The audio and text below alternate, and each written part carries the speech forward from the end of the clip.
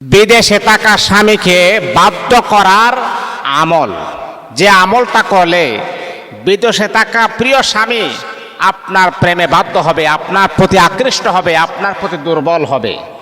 অনেক সময় আছে, অনেক মা বোনদের অভিযোগ এমনও শুনি যে হুজুর, আমার স্বামী বিদেশে যাওয়ার পরে এখন আর কোনো খোঁজ খবর নেই না, আমার 2-3টা বাচ্চা আছে, তাদের ভরণ পোষণ আদায় করে না।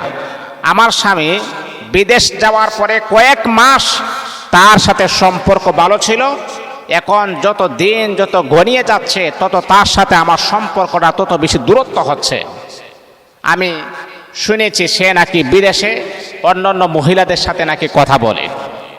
আমি আপনাকে বলবো, মা শোনেন, আপনার স্বামী বিদেশ কেন, যদি আমেরিকা, লন্ডন, পাকিস্তান বিভিন্ন দেশে যদি আপনার স্বামী থাকে, তাহলে এই আমলটা যদি আপনি নিয়মিতভাবে আপনি 21 দিন যদি আপনি করতে পারেন, অবশ্যই আল্লাহ পাক রব্বুল আলামিন এর ভিতরেই আপনার জন্য একটা সুসংবাদ আমার আল্লাহ দান করবেন।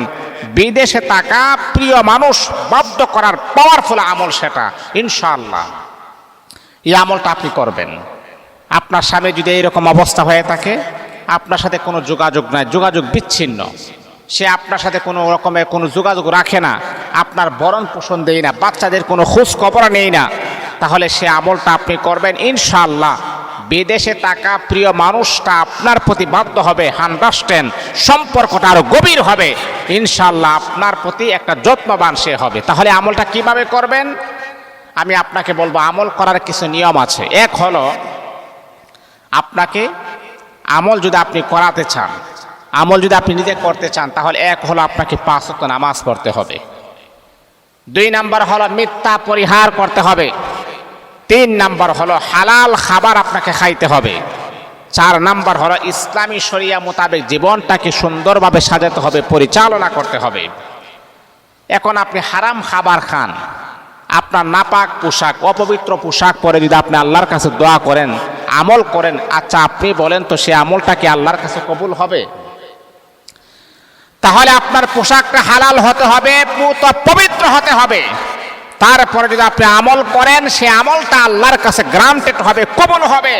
কিন্তু আপনি পোশাকও নাপাক, তারপরে হচ্ছে আপনার খাবারও নাপাক, তারপরে হচ্ছে আপনি এক ওয়াক্ত নামাজও পড়েন না, তাহলে বলেন তো এই আমলটা কি লাভ হবে? এই আমার মা শোনো, যদি আপনার স্বামী বিদেশের জমিনে থাকে, কোনো খোঁজ খবর না নেই, আপনার কোনো ভরণ পোষণ যদি না দেয় গো মা, তাহলে এই আমলটা যদি আপনি সুন্দর করে করতে পারেন, তাহলে অবশ্যই অবশ্যই আপনার স্বামীর ভালোবাসা আপনি পেয়ে যাবেন। স্বামী আপনাকে মোহাব্বত করবে, স্বামী আপনাকে ভালোবাসবে, স্বামী আপনার জন্য পাগল হবে। তাহলে এই আমলটা আপনি কখন করবেন, কোন সময় আপনি করবেন? 1 নাম্বার হলো আমলটা করার কয়েকটা সময় আছে। 1 হলো ফজরের পরে, 2 হলো এশারের পরে, 3 হলো ফজরের নামাজের আগে। যেই কোনো একটা সময় আপনি করবেন। প্রথমে আপনি 3 বার দরুদ ইব্রাহিম আপনি পড়বেন। দরুদ ইব্রাহিম 3 বার পড়ার পরে 3 বার ইস্তেগফার আপনি পড়বেন। 3 বার ইস্তেগফার করার পরে তারপরে কোরআনুল কারীমের আয়াতটা আপনি 111 বার পড়বেন। ওয়াজাদাকা দাল্লান ফাহাদা, ওয়াজাদাকা দাল্লান ফাহাদা, ওয়াজাদাকা দাল্লান ফাহাদা, ওয়াজাদাকা দাল্লান ফাহাদা। 111 বার আপনি এই আমলটা করবেন, এই দোয়াটা আপনি করবেন। 111 বার দোয়াটা পড়ার পরে তারপর আপনার স্বামীর জন্য আল্লাহর কাছে আপনি চাইবেন, আপনার স্বামীর জন্য আপনি মুনাজাত করবেন, স্বামীর জন্য হেদায়েতের দোয়া করবেন, আল্লাহর কাছে বলবেন, আল্লাহ আমার স্বামী বিদেশ যাওয়ার আগে সম্পর্ক ভালো ছিল, বিদেশ যাওয়ার পরও সম্পর্ক ভালো ছিল, এখন কেমন জানি হয়ে গেছে। আল্লাহ আমার তো বাচ্চা কাচ্চা আছে, এখন যদি স্বামী যোগাযোগ না রাখে, এই বাচ্চাদের ভরণ পোষণ কে দিবে? আল্লাহ আমার স্বামীর অন্তরে আমার মোহাব্বত, বাচ্চাদের মোহাব্বত, আন্তরিকতা তার অন্তরের ভিতরে তুমি ঢেলে দাও।